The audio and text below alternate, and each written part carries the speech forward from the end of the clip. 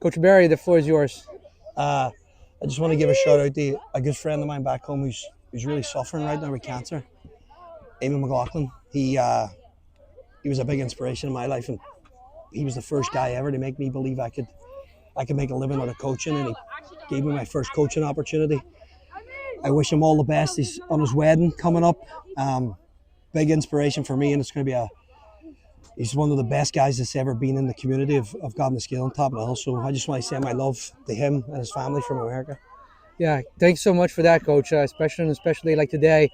But talk about your team's performance. Just coming from behind the second half, you got. I think you just sent shockwaves through the entire FCAC. Yeah, it was a good result. We've been kind of trending upwards for quite a while. Greenwich kind of Greenwich kind of stalled that on us a little bit.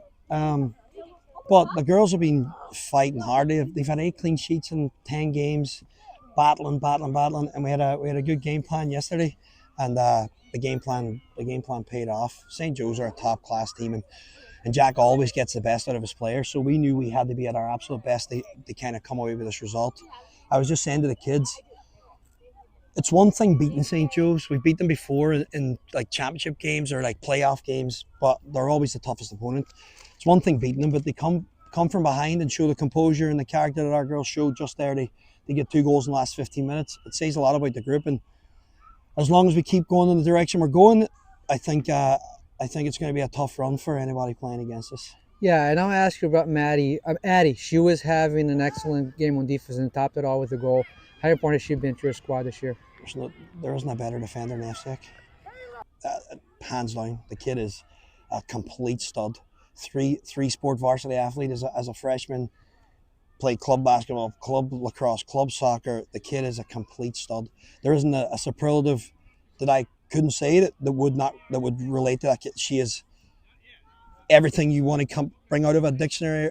She's it. She's top class. And now, we're kind of looking at the playoffs coming up here now, and this has got to be a build confidence builder. But what do you think you have to do to kind of get through that quarterfinal and get to the semifinals, which I know is always a goal for you? Yeah.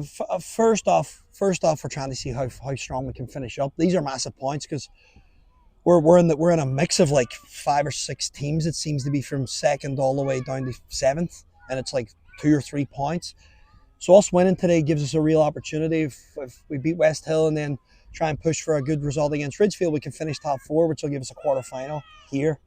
And a quarterfinal at Wakeman is not an inviting quarterfinal for anybody. So that's kind of what we're aiming for. It's always our first goal is to get a quarterfinal at home.